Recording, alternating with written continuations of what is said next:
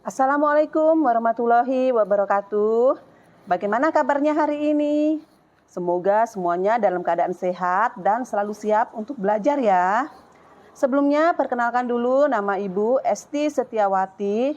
Di sini Ibu akan mengampu mata pelajaran matematika wajib khususnya kelas 10 MIA dan kelas 10 IIS. Materi pertama dalam pembelajaran kelas 10 ini mengenai konsep nilai mutlak. Disimak baik-baik ya. Pengertian nilai mutlak.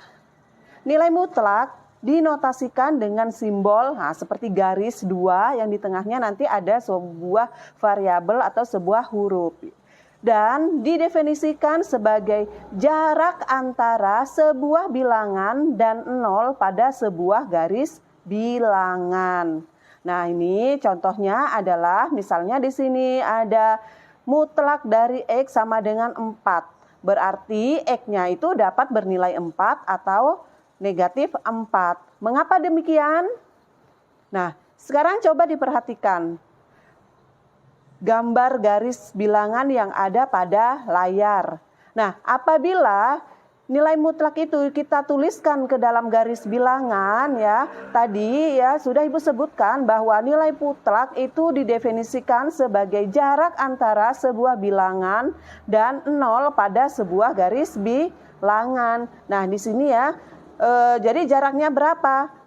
Jaraknya dari 0 itu kalau ke kanan itu sebanyak 4 satuan, sedangkan kalau ke kiri yang negatif itu juga 4 satuan ya. Nah, sudah paham belum? Nah, apabila belum, coba sekarang perhatikan ilustrasi gambar berikut. Nah, ini ada sebuah kapal ya yang digambarkan ini. Sebuah kapal, kemudian di sini apabila kita gambarkan ke dalam bentuk diagram kartesius seperti tampak pada gambar itu. Nah, di situ ada kapal, kemudian ada burung, kemudian ada ikan, dan yang paling bawah lagi itu ada kapal selam. Nah, sekarang yang ditanyakan, berapakah jarak burung dari permukaan air laut? Nah, apabila yang ditanyakan berapakah jarak burung dari permukaan air laut? Ada berapa? Iya, 2 meter di atas permukaan air laut. Jika kita nyatakan dalam bentuk nilai mutlak ya, karena di atas permukaan air laut berarti kan positif. Mutlak dari positif 20 atau mutlak 20. Biasanya kalau positif itu tidak perlu ditulis lagi. Jadi mutlak 20 itu sama dengan 20. Kemudian, berapakah jarak ikan dari permukaan air laut? Nah, berapa jarak ikan dari permukaan air laut?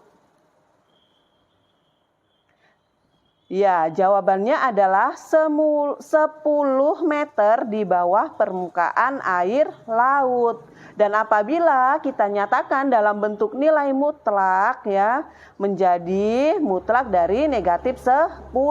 Karena jarak mutlak itu tidak pernah bernilai negatif, jadi mutlak dari 10 itu sama dengan 10.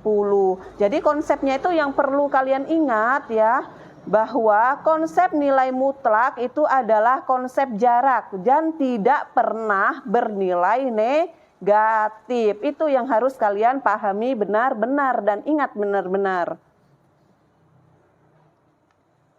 Kemudian, berapakah sekarang jarak kapal selam dari permukaan air laut? Iya, jawabannya adalah 2 meter di bawah permukaan air laut. Dan jika dinyatakan dalam bentuk nilai mutlak itu menjadi ya mutlak, kita beri seperti garis ya, negatif 20. Karena di sini ya sudah Ibu sampaikan tadi bahwa nilai mutlak itu tidak pernah bernilai negatif atau selalu positif. Jadi negatif 20 mutlak dari negatif 20 itu sama dengan 20. Nah, ini ya. Nilai mutlak ya, nilai mutlak bilangan X itu dinotasikan dengan ya seperti yang sudah disampaikan tadi, seperti kita beri garis itu artinya mutlak dalam mutlak X. Ini dibaca nilai mutlak dari X ya. Apabila di situ ada garis, kemudian di dalamnya ada X atau variabel atau angka, itu membacanya adalah nilai mutlak dari X. Didefinisikan sebagai berikut. Nilai mutlak dari X itu sama dengan jarak X dari titik 0 pada garis bilangan. Contohnya, jarak negatif 3 dari 0 adalah berapa? Nah, apabila kita gambarkan dengan garis bilangan ya, itu berapa? Kemudian yang kedua, jarak 3 dari 0 adalah berapa?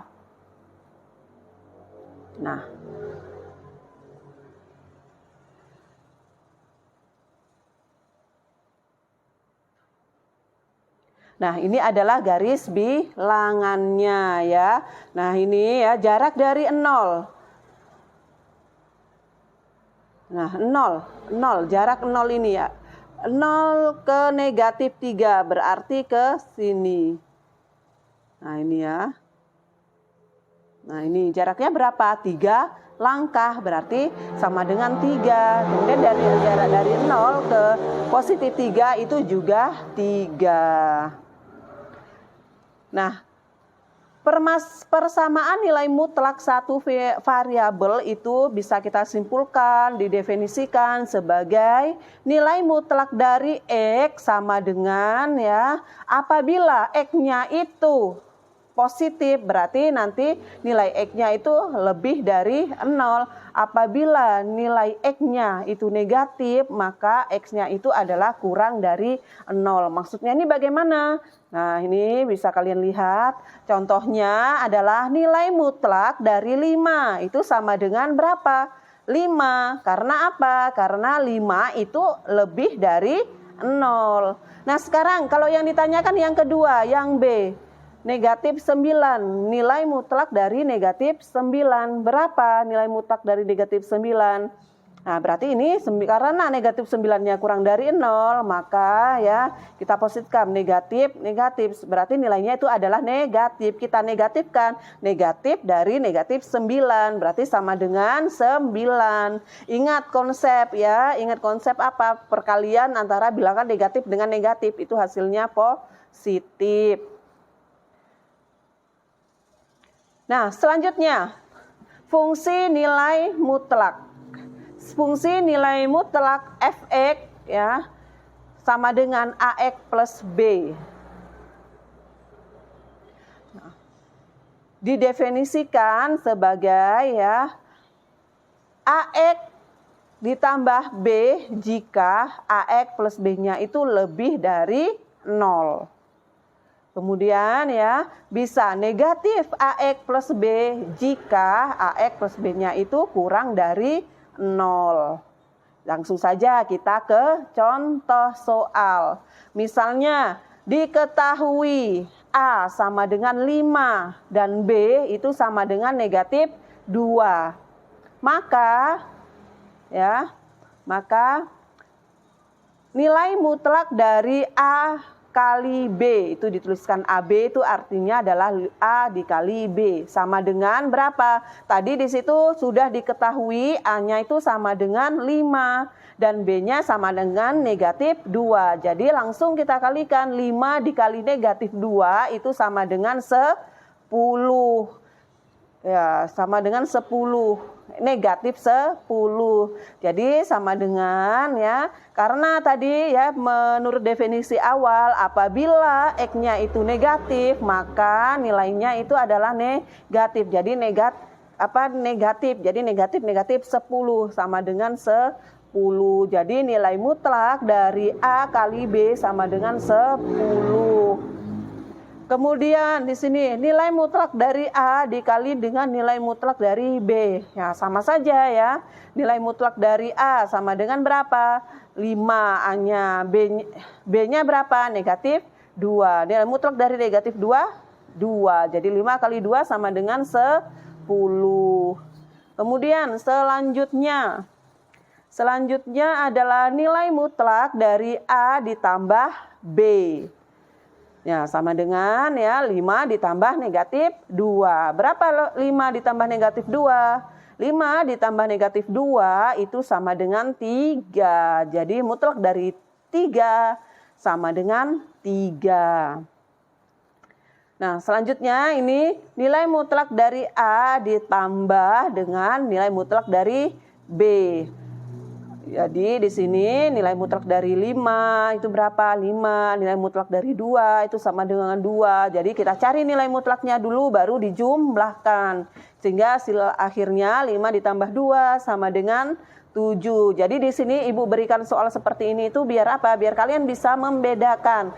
Ternyata nilai mutlak dari A dikali B itu berbeda hasilnya apa dengan nilai mutlak dari A dikali dengan nilai mutlak dari B. Begitu juga dengan nilai mutlak A ditambah B itu berbeda hasilnya dengan nilai mutlak A ditambah nilai mutlak B.